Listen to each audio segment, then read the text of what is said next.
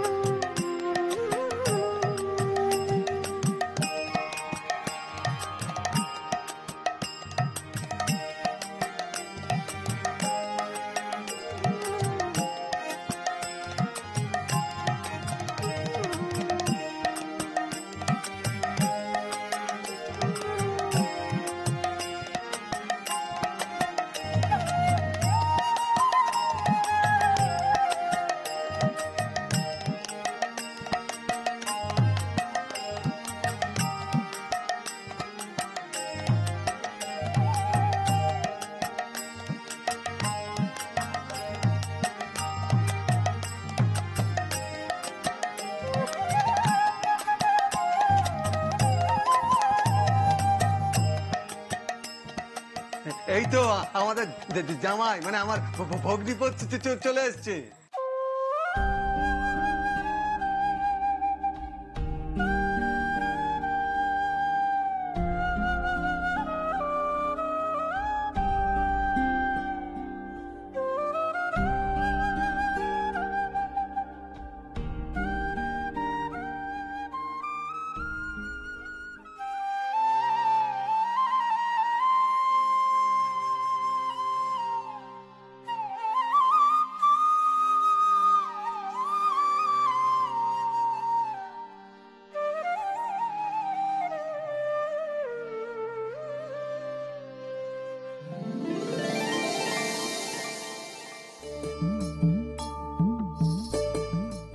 ও শ্যামা, তোর বরকে দেখ আজকে কি সুন্দর দেখতে লাগছে, যেন সাক্ষাৎ কেষ্ট ঠাকুর।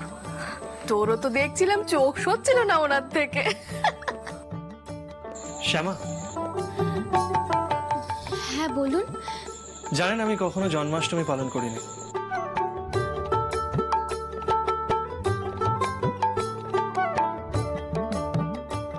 কৃষ্ণকে যারা ভালোবাসে তারা ঠিক এইভাবেই ওনার পায়ে প্রেম নিবেদন করেন। আপনার ভালো লেগেছে? অফকোর্স, কৃষ্ণের জন্মদিনে যে এত কিছু হয় আমি জানতামই না। এত সুন্দর আয়োজন দেখে মন ভালো হয়ে গেল। হ্যাঁ বাবা জীবন, সব আয়োজন কিন্তু আমার শ্যামা মা নিজে হাতে করেছে। এটা শুনে আমি আর অবাক হলাম না। আমাদের বাড়িতে উনি ভীষণ ভালো পুজোর আয়োজন করেছিলেন। দাদামশাইয়ের মতন একজন কঠিন মানুষেরও মন জয় করেছিলেন উনি।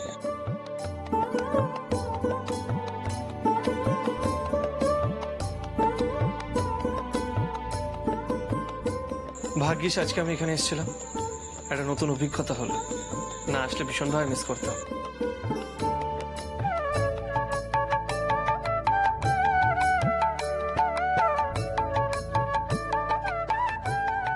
দাঁড়িয়ে আছো কেন? এসো এসো, বসো। ওই আসনটা দাও তো। এসো, বউ, পেতে দাও। ঠিক এখানে বসো। এই শ্যামা, এই সরে যাও, সরে যাও। বসো, শ্যামার পাশটিতে বসো। ঠাকুরমশাই, পুজো শুরু করো।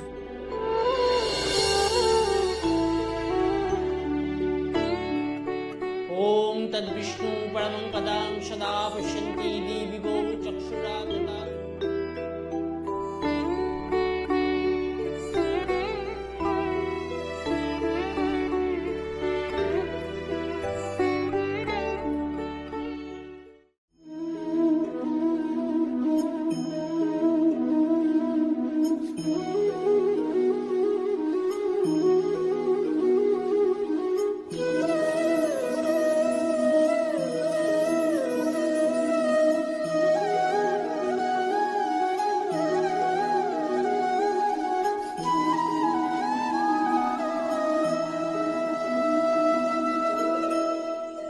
गुरु ब्रह्मा गुरु विष्णु गुरुदेव महेश्वर गुरुरेव परम ब्रह्म तस्मै श्री गुरुवे नमः। রাধে কৃষ্ণ, রাধে কৃষ্ণ। কি গো, দেখো কে এসেছে।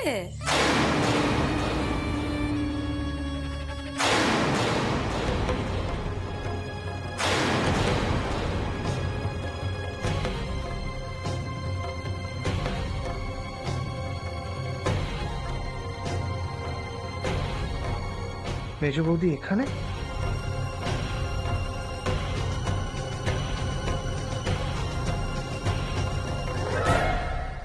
ও মা, মেজ দিদি আপনি আপনি কখন এলেন? আমি তো একদম দেখতেই পাইনি, পুজো হচ্ছিল তো তাই। নিখিল, আমি যে এখানে একটা সিরিয়াস কারণে এসেছি সেটা নিশ্চয়ই তুমি বুঝতে পারছো। কোনো একটা কারণে তুমি এখানে এসছো সেটা তো আমি বুঝতেই পারছি মেজ বৌদি, নাহলে তুমি এখানে আসার মানুষ না। তো বলো, তোমার সিরিয়াস কারণটা কি? জন্মাষ্টমীর দিন এসেছেন, একেবারে ভোগ খেয়ে তারপরে যাবেন, তার আগে কিন্তু আমরা ছাড়ছি না। আমি এখানে পুজোর ভোগ খেতে আসিনি।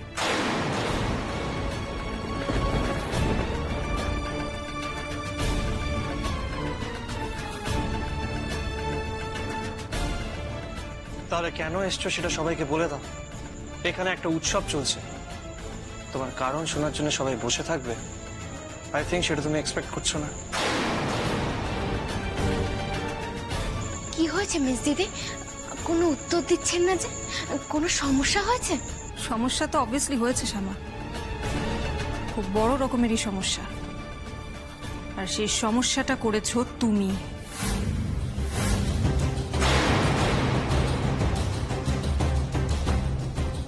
বীরাগমনে আসার নাম করে এখানে ঘটা করে কৃষ্ণ পুজো করছো কেন বলো তো শ্যামা?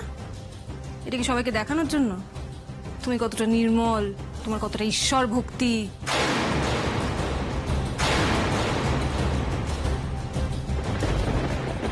কত সতীসাধ্যি সাজার চেষ্টা করো না শ্যামা। তোমার আসল চেহারাটা যে কি সেটা যদি এখন এখানে সবার সামনে আমি রিভিল করে দিই, তাদের পায়ের নিচ থেকে কিন্তু মাটি সরে যাবে। যদিও তোমার কিছু হবে না, কারণ তুমি তো নির্লজ্জ।